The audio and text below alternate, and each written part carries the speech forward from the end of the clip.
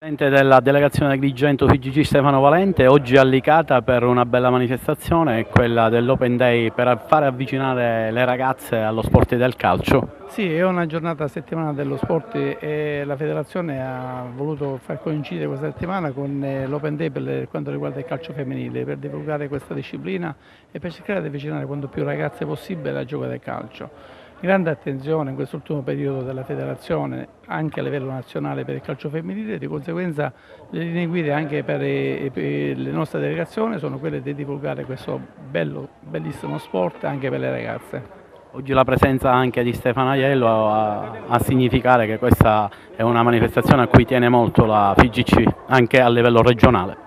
Sicuramente, questa è una manifestazione dove il nostro coordinatore Aldo Violato ha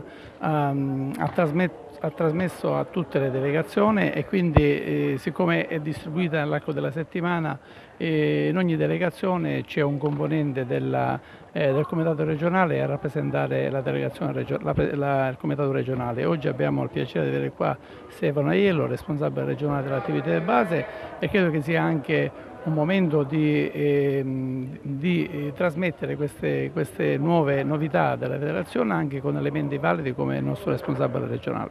Oggi a Licata per dimostrare che il calcio femminile può andare davvero bene.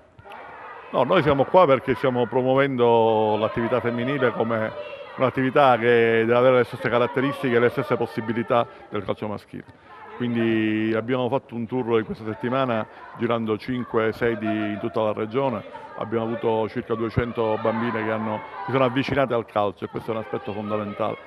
E io ritengo che non ci sia nessuna differenza, il calcio maschile al femminile non ha nessuna differenza. Si tratta soltanto di convincere i genitori che le bambine che si avvicinano al gioco del calcio non hanno nessuna possibile controindicazione dal punto di vista fisico, che diventano più maschili, sono tutte chiacchiere.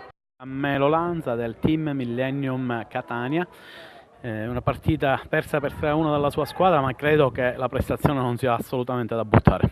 No, una prestazione di tutto rispetto. Abbiamo chiuso il primo tempo tenendo bene il campo, direi assolutamente alla pari con gli avversari. Il secondo tempo siamo calati un po', abbiamo preso un gol su un bellissimo gesto tecnico del loro, mi pare, numero 10. Poi è venuto il secondo gol per una distrazione. C'è da dire che avevamo circa 5-6 titolari che hanno passato tutta la settimana con la febbre e ne mancano altrettanti, quindi eravamo un po' ripezzati, si usa un termine catanese. Però sono contento, i ragazzi non hanno mollato fino al fischio finale, quindi va bene così. Lavoreremo, ci rimboccheremo le maniche e capiremo dove abbiamo sbagliato per far meglio.